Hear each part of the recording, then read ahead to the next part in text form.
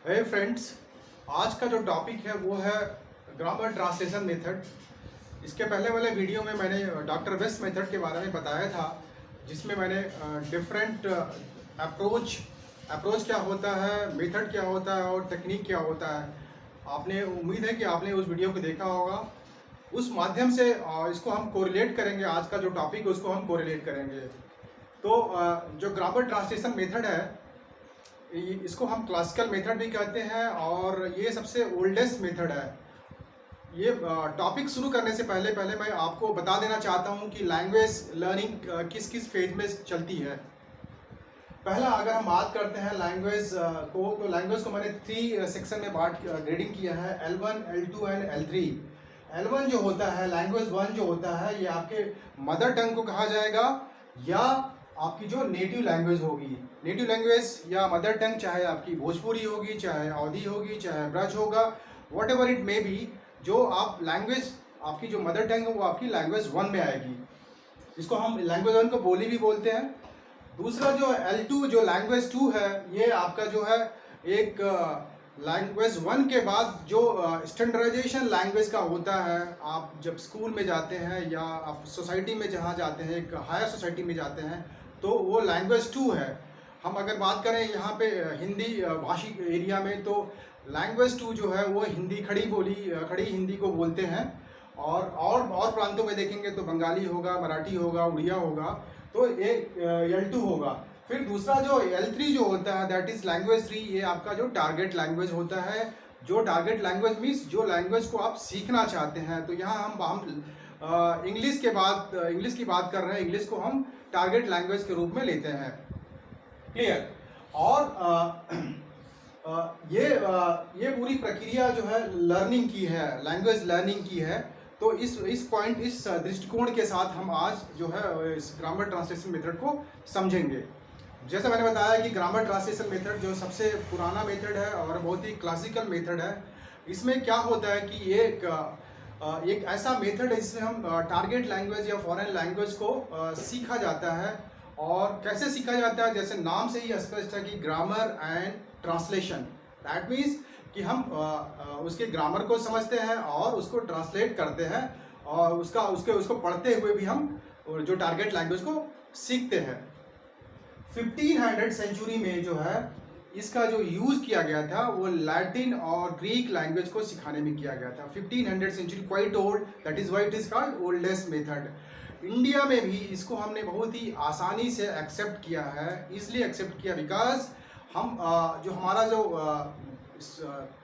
Mode of language learning था वो था व्याकरण था, ग्रामर था। अगर हम पुरानी बात पूरा ओल्ड एज की बात करते हैं तो ओल्ड एज में हम जो लर्निंग था लैंग्वेज, हम ग्रामर पे था, लिटरेचर काव्य पे था।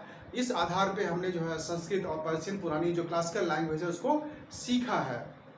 डिस्पाइट दैट ये हमारे इंडिया में जो मोस्टली यूज़ किया जाता है, जो ये ग्रामर ट्रांसलेशन मेथड है, ये ऑल ओवर इंडिया जो है बहुत ही ज़्यादा इसको लोग यूज़ करते हैं सीखने में और सिखाने में। इसमें होता क्या है, कैसे इसको हम सीखते हैं? इसमें जो होता है कि हम किसी लैंग्वेज को जो टारगेट लैंग्वेज है, अगर हम टारगेट लैंग्वेज को देखें, यहाँ पे बात करें टारगेट लैंग्वेज इंग्लिश है, हमने ई लिखा है, इंग्लिश है। इंग्लिश का जो कोई भी सेंटेंस, कोई भी फ्रेज या कोई भी जो वर्ड होगा, उसको जब बच्चा उसको सीखेगा, लर्नर या लैंग्वेज उसको जब कम अक्रॉस होगा, उससे रूबरू होगा, परिचित होगा, तो वो डायरेक्टली अपने कहाँ पे आएगा? Native language. उसका जो नेटिव लैंग्वेज होगा उसमें वो सोचेगा, उसके बाद जो उसका जो कॉन्सेप्ट होगा, वो अंडरलाइंग कंसेप्ट होगा, वो उसमें समझेगा। कहने का मतलब कि इंग्लिश का कोई सेंटेंस है, कोई वर्ड है, वो अगर आता है तो पहले वो उसको नेटिव लैंग्वेज में उसको अंडरस्टैंड करेगा, उसको कोरिलेट करेगा। कोरिलेट करने के बाद जो है वो इंग्लिश में उसको समझेगा या उसको कम्युनिकेट करेगा। जैसे एग्जांपल अगर हम बात करते हैं, आई लव माई कंट्री, ये एक एग्जांपल है। आई लव माई कंट्री, ये इंग्लिश में है। तो अगर हम किसी बच्चे को बोलते हैं पढ़ाने के लिए या पढ़ाते हैं, तो बच्चा इसको तुरंत उसको अपनी नेटिव लैंग्वेज में उसको कोरिलेट करेगा। उसके बाद जो है जो अंडरलाइन कंसेप्ट होगा वो इंग्लिश में उसको समझेगा। क्लियर? अब हम इसके बाद जो है यहाँ तक क्लियर हो गया कि ये जो है कैसे चलता है। अब हम इस पर बात कर रहे हैं कि इसका जो प्रिंसिपल क्या होता है, प्रिंसिपल में कैसे ग्रामर ट्रांसलेशन मेथड का जो प्रिंसिपल कैसे इस्टेब्लिश हुआ है। तो जो पहला चीज़ है ये है कि ये जो जो जो फॉरेन लैंग्वेज का जो स्ट्रक्चर है that is best understood with the जो मदर टंग की जो स्ट्रक्चर है जो उसके आधार पे समझा गया, उससे तुलना करते हुए उसकी विभिन्नताओं को आधार पे हम समझते हैं। जो फॉरेन लैंग्वेज का जो है उसको हम contrast and that is comparison के आधार पे हम सीखते हैं। जो फॉरेन लैंग्वेज है आपका फॉरेन लैंग्वेज को हम मदर टंग के साथ इसको कोरिलेट कंपेयर करते हैं और उसकी विभिन्नताओं को देखते हैं, उस आधार पे हम उसको सीखते हैं। दूसरा जो प्रिंसिपल है इसका, the unit of learning this method is word. हम शब्दों के आधार पे हम जो है इंग्लिश को सिखाते हैं। जो यूनिट इज वर्ड। शब्द, यहाँ पे शब्द के आधार पे हम जो है language learning direct grammar translation method के बारे में हम सिखाएंगे। तीसरा जो प्रिंसिपल होता है दैट इज मदर टंग जो है, इस मेथड में जो मदर टंग होता है वो डोमिनेट करता है, because the method requires translation each and every words into the mother tongue. कहने का मतलब यह है कि हर शब्द जो इंग्लिश में है, जो टारगेट लैंग्वेज है, उसको हम मदर टंग में हम ट्रांसलेट करते हैं, ट्रांसलेट करना पड़ता है। Thereby mother tongue always dominates. And इसके अलावा जो होता है the other principle is the foreign phraseology is best assimilated in the process of interpretation। जो फॉरेन लैंग्वेज की जो फ्रेजियोलॉजी है, जो एक्सप्रेशन है, जो उनका तरीका, जो चॉइस ऑफ वर्ड्स है, उसको हम जो मदर टंग में जो प्रोसेस ऑफ इंटरप्रिटेशन में बहुत ही इजीली एसिमिलेट कर लेते हैं।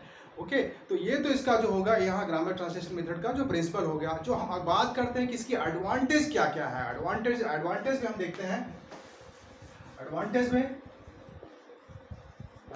अगर हम बात करते हैं ग्रामर ट्रांसलेशन मेथड की, तो एडवांटेज में हम बात करते हैं तो पहला है कि ये बहुत ही इजी मेथड है। It is easy method because जो लर्निंग का जो प्रोसेस है नोन टू अननोन पे उस थियोरी को हम फॉलो करते हैं। Easy process. क्यों इजी प्रोसेस है? क्योंकि जो लर्नर है वो उसके जो मदर टंग है वो अच्छी तरह उसको जानता है। हम नोन से अननोन की तरफ चलते हैं,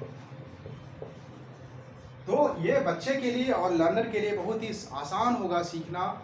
तो thereby it is one of the most powerful advantage of the grammar translation method कि ये easy process है। बच्चा अपना मदर टंग से वो सीखेगा और जो भी टारगेट लैंग्वेज है उसको अच्छी तरह इंग्लिश को समझेगा। दूसरा है कि ये जो है ये it is convenient and saves time, labour and जो है जो टीचर के लिए जो है काफ़ी आसान होता है पढ़ाने के लिए, क्योंकि इस पढ़ाने के लिए कोई हमें TLM या ऑडियो वीडियो यूज़ की ज़रूरत नहीं पड़ती है। और अगला जो हमारा जो टारगेट होगा जो ये होगा कि ये हम इसमें जो वोकेबुलरी जो है इसमें बढ़ती है, जो शब्दकोश है, जो स्टूडेंट्स का जो इस प्रोसेस में जो है वोकेबुलरी इनका जो है इंग्लिश में टारगेट लैंग्वेज में बढ़ता है। और कैसे बढ़ता है कि हम जब ट्रांसलेशन करते हैं लैंग्वेज 1 से लैंग्वेज 2 में जब ट्रांसलेशन करते हैं तो वो जो है टारगेट लैंग्वेज का उसकी वोकेबुलरी बढ़ती है।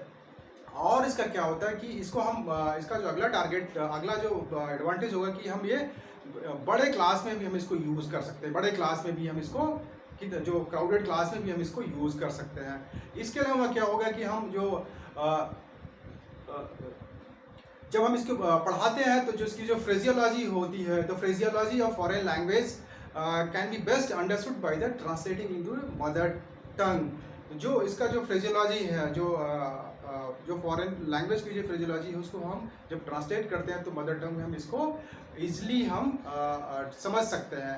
एंड इसके अलावा जो है कंप्रहेंशन इज इजली टेस्टेड। जो जिस प्रोसेस आप जो होता है लर्निंग का, जो ग्रामर ट्रांसलेशन मेथड के द्वारा जो हम कंप्रहेंशन को हम इजली टेस्ट कर सकते हैं, because learners can easily explain their views, their understanding in the mother tongue. जो लर्नर जो होता है, जो सीखता है, वो अपनी मातृभाषा में आसानी से जो है एक्सप्लेन कर लेता है। इसके अलावा क्या होता है कि the grammar of foreign language start by comparing with the grammar of language one. जो ग्रामर हम पढ़ाते हैं जो टारगेट लैंग्वेज का, उसको हम कंपेयर करते हैं जो मदर टंग होता है उस लैंग्वेज से कंपेयर करते हैं। इस आधार पे जो हम करेक्ट जो है लैंग्वेज लर्निंग एस्टैब्लिश करते हैं, उसको कोरिलेट करते हैं। चाहे अगर हम हिंदी से बात करें, अगर हम इंग्लिश के पढ़ाते हैं तो हिंदी की जो ग्रामर है उसको हम कोरिलेट करते हुए चलते हैं। तो ये जो आपका जो एडवांटेज हो गया। इसके अलावा अगर हम डिसएडवांटेज की बात करते हैं तो डिसएडवांटेज में बहुत सारे इसके डिसएडवांटेज हैं। आइए हम बात करते हैं, देखते हैं डिसएडवांटेज में जो पहला जो होगा ये अननेचुरल है। एडवांटेज हमने जाना, अब एडवांटेज हर सिक्के के दो पहलू होते हैं, एडवांटेज एंड डिसएडवांटेज। तो इस पर्टिकुलर मेथड में क्या डिसएडवांटेज है? जो पहला डिसएडवांटेज है कि ये अननेचुरल मेथड है। नेचुरल मेथड क्या है सिखाने का, कि आप जानते हैं कि listening, speaking, reading and writing, इस तरीके से जो ये लैंग्वेज हम सिखाते हैं, इसमें जो है इसको इग्नोर किया गया है। इसको हमने इग्नोर किया जो LSRW है, ये जो है इसको हमने कहीं फॉलो नहीं किया है। तो that means it is unnatural process of teaching English language. Then दूसरा जो आपका डिसएडवांटेज वो होता है that it ignores the pronunciation, articulation and intonation. जब हम इस तरह से पढ़ाते हैं तो जो इंग्लिश जो टारगेट लैंग्वेज है उसकी जो प्रोनाउंसिएशन है, जो आर्टिकुलेशन है, और इसका जो इंटोनेशन है वो हम टोटली नेग्लेक्ट हो जाता है, उस पर हम ध्यान जो है नहीं दे पाते हैं। देन इसका जो अगला जो टारगेट है, अगला जो पॉइंट होगा, जो exact translation is not possible. ये बहुत ही क्लियर चीज़ है कि हम जब टारगेट लैंग्वेज की बात करते हैं, इंग्लिश की बात करते हैं, वॉट एवर एनी लैंग्वेज की बात करते हैं, जब उस लैंग्वेज को हम किसी दूसरे लैंग्वेज में ट्रांसलेट करेंगे तो हम एग्जैक्ट ट्रांसलेट नहीं कर पाएंगे। कहीं ना कहीं जो है डिफरेंस आता है, अर्थ में आएगा, उसके समझने में आएगा। जो लिटरेचर लिखी गई है उस वहाँ की सोसाइटी, वहाँ की कल्चर, वहाँ की कई चीज़ों को मद्देनजर रखते हुए बनाया गया होगा, उसको हम हूबहू ट्रांसलेट नहीं कर सकते हैं। There has to be some kind of difference. और जब हम ट्रांसलेट करते हैं तो ये टोटली जो है एब्सर्ड हो जाता है, कभी कभी एब्सर्ड हो जाता है। उसका जो अर्थ है वो इतना इंस्ट्रूमेंटल नहीं होता, इतना पियर्सिंग नहीं होता है। तो एक इसका जो है ड्रॉबैक ये है। देन इसका जो इसका अगला जो साइड इफेक्ट, अगला जो ड्रॉबैक वो है कि जो बच्चा जो है the child never acquires habit to think in English.